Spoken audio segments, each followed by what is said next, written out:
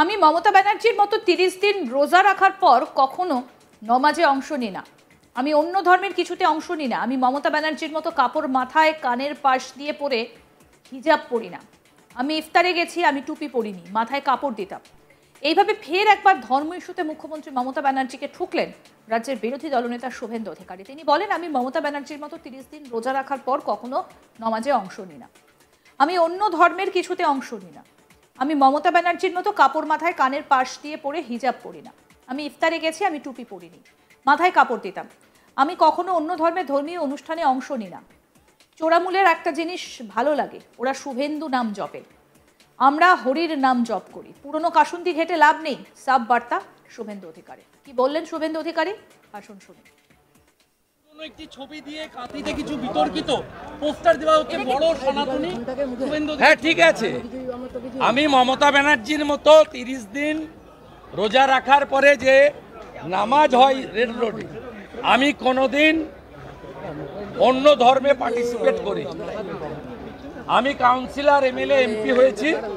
আমি নিশ্চিতভাবে আমি মমতা ব্যানার্জির মতো এইরকম কাপড় দিয়ে, এরকম কাপড় লাগিয়ে কানের পাশ দিয়ে এরকম করে হিজাব পরিনি। আমি আমি আমি ইফতারে গেছি, ভাত খেয়ে গেছি, এবং টুপি আমি পরিনি।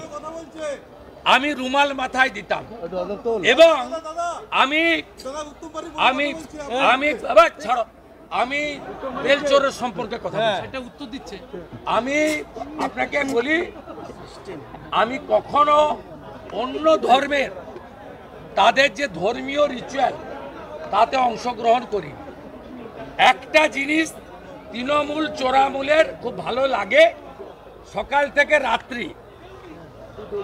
থেকে রাত্রি শুভেন্দু শুভেন্দু নাম ভজে। আমরা হরে কৃষ্ণ নাম ভজি, আর ওরা শুভেন্দু নাম ভজে। আমি ওদেরকে বলছি, আমি ওদের কাউন্ট করি না।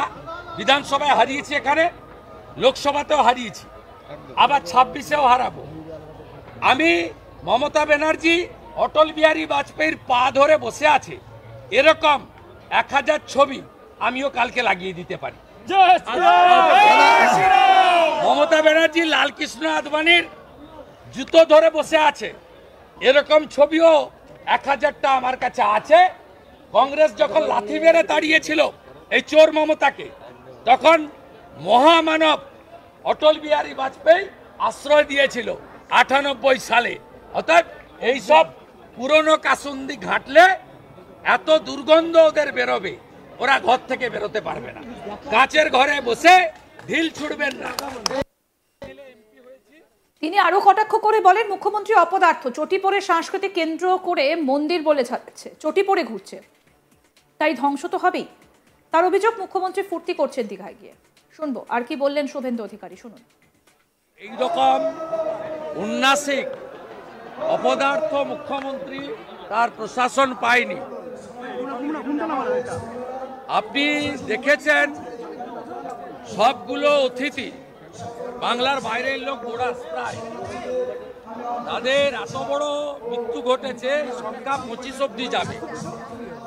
কোনো হেল্পলাইন নম্বর নেই, কোনো ডিটেলস নেই। পুরো সরকারটাকে দীঘাতে তুলে নিয়ে এসছে, মাংস মাছ খাচ্ছে, চটি পরে সাংস্কৃতিক কেন্দ্রকে মন্দির বলে চালাচ্ছে। এ পাপ রাখার জায়গা নেই। জগন্নাথ দেবের মূর্তি ঢুকিয়েছে আর চটি পরে ঘুরছে,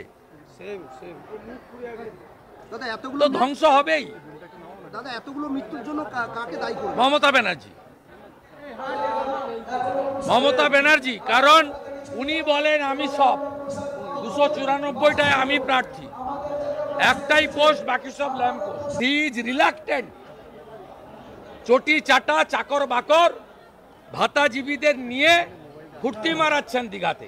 পশ্চিমবাংলায় মানুষ ভোট দিতে পারে, আর যারা ভোটও দিতে পারে না তারা তো নিজেদের 500 টাকায় বিক্রি করে, আর মুসলিমরা অন্ধের মতো মমতাকে ভোট দেয়, যেহেতু তাদেরকে তুষ্টিকরণের রাজনীতির মধ্য দিয়ে তিনি প্রোটেকশন দেন। দাদা দীঘাতে দেখা গেল একাধিক হাইড্রোলিক ল্যাডার পড়ে আছে, হাইড্রোলিক ল্যাডার অথচ কলকাতায় নেই। পুরো সরকারটাকেই দীঘায় তুলে নিয়ে এসছে, 28 কোটি টাকার অ্যাডভার্টাইজমেন্ট দিয়েছে, 300 কোটি টাকা প্রতিষ্ঠা করেছেন। একজন পুরী থেকে রাজেশ বাবু বলে কাকে ডেকে এনেছেন অর্থের বিনিময়ে, আর রাহুল যাদব টিকি রাখলেই সবাই ইসকন হয় না, সবাই শ্রীলা প্রভুপদ শিষ্য হয় না। ওনার নাম রাহুল যাদব, রাধারমনের নাম। ওটাকে নিয়ে গেছে, প্রথমে উপর থেকে পড়ল আবিদ নস্কর। আপনি বলুন, সনাতনী মন্দিরের ধাঁচে নির্মাণ ঠাকুর প্রতিষ্ঠা করছো, সেখানে সনাতনীর বাইরে লোককে ব্যবহার করলে কি হয়? প্রথমটা পড়ল বারুইপুরের পিজিতে ভর্তি, গত পরশু পড়েছে দেগঙ্গার আরেকটা মিস্ত্রি। সম্পূর্ণভাবে পাপ কাজ করছেন, তাই ঈশ্বর এগুলো মেনে নিচ্ছেন না। অন্যদিকে মমতা ব্যানার্জির দীঘায় জগন্নাথ মন্দির উদ্বোধন নিয়ে রীতিমতো কটাক্ষ করার জন্য বিজেপি যখন তৈরি, তখন দেখা গেল দলের বিরুদ্ধে গিয়ে বিজেপি নেতা দিলীপ ঘোষ সস্ত্রীক দীঘায় পৌঁছে যান। আর সেই বিষয়টা দল মোটেই ভালোভাবে নেয়নি। সুকান্ত মজুমদার জানিয়ে দিয়েছেন দিলীপ ঘোষ যাবেন কি যাবেন না তা তার ব্যক্তিগত ব্যাপার, কিন্তু দল বিষয়টাকে অনুমোদন দেয়নি।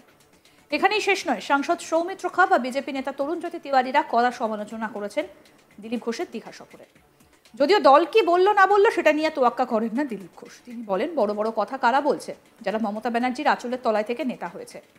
নাম না করে শুভেন্দু অধিকারীকে পাল্টা দিলেন দিলীপ ঘোষ।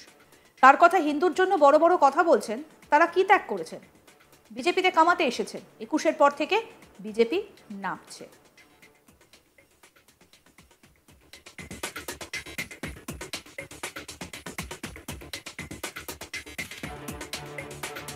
আসলে আপনাদেরকে আরেকবার শোনাই মুখ্যমন্ত্রীকে কটাক্ষ করে কি বললেন শুভেন্দু অধিকারী।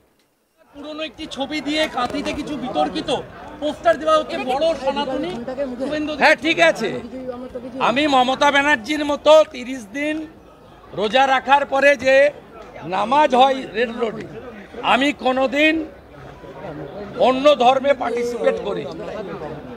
আমি কাউন্সিলর, এমএলএ, এমপি হয়েছি। আমি নিশ্চিতভাবে আমি মমতা ব্যানার্জির মতো এইরকম কাপড় দিয়ে, এরকম কাপড় লাগিয়ে কানের পাশ দিয়ে এরকম করে হিজাব পরিনি।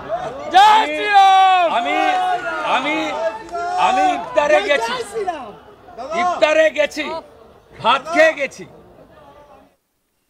দেখতে থাকুন আজ তাক বাংলা, সাবস্ক্রাইব করুন, নোটিফিকেশন পেতে বেল বাটন অপশন প্রেস করুন, হোয়াটসঅ্যাপে ফলো করুন আজ তাক বাংলা।